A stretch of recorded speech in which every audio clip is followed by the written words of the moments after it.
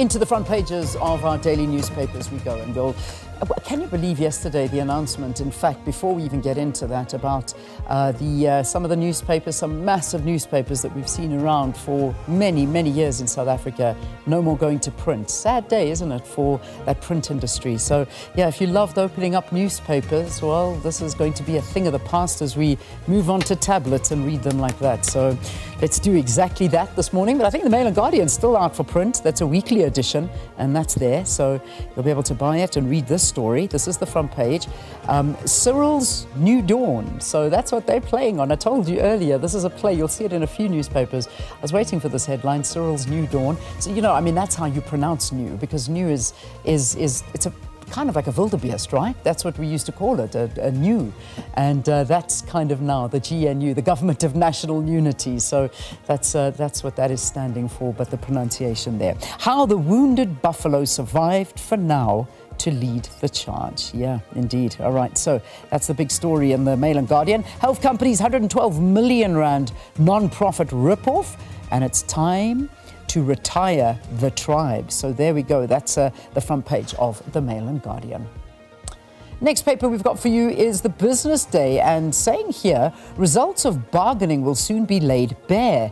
And it's basically saying the preliminary framework has been drafted. South Africa's new president is set to be chosen in a momentous first sitting in the National Assembly on Friday, after the country's 7th post-democracy election failed to produce a decisive winner.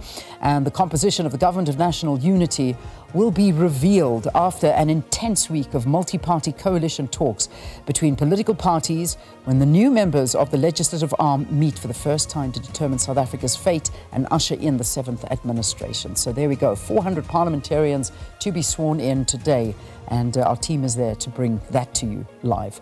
Parliament to open under watchful eyes. South Africa's law enforcement agencies, full alert, said they would leave nothing to chance and will go all out to make sure Friday's inauguration of Parliament and the election of the president goes smoothly. This is another sad story that broke yesterday. Mercedes-Benz South Africa laying off 700 staff members. The German-owned car maker expects to retrench up to 700 employees at its East London assembly plant in response to falling global demand for its C-Class sedan range. The company will adjust production from 3 daily shifts to 2, possibly as early as August. So very sad news there.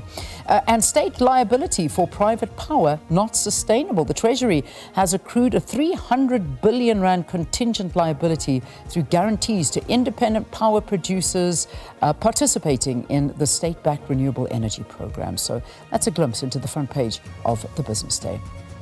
The next paper we've got for you this morning is The Star. And having a look at the front page of The Star, they're saying, perjury, a new headache for Cyril. The Phala scandal remains a ticking bomb awaiting to blow up on Ramaphosa.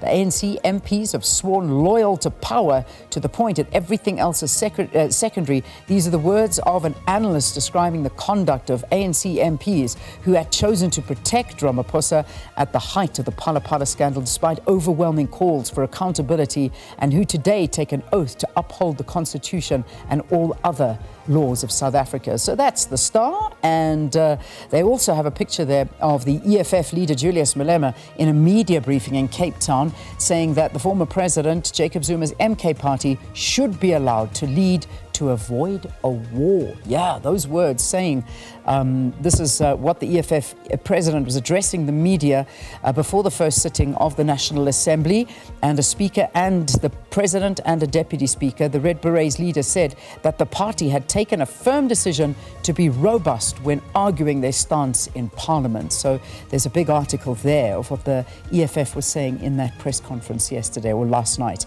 Then mom speaks out on child's rape. The mother of a 5-year-old girl is angry after her child with autism was allegedly raped and sodomized on the premises of Tembisa. Very, very sad. The mother speaking to The Star yesterday.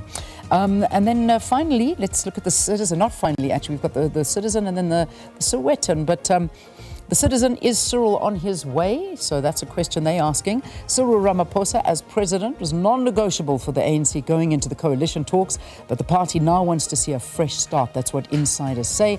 With Deputy President Paul Mashatile mooted as his successor, it may then open the gap for even 2 new deputies, one from an opposition party such as the IFP. So that's the big one on the Citizen. And then finally, let's have a look at the Sowetan as we wrap up the papers.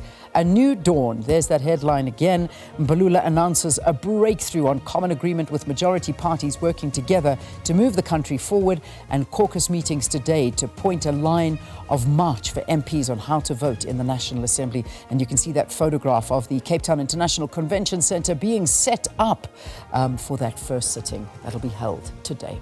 All right, there you go. That's a look at the front pages of our daily newspapers this morning.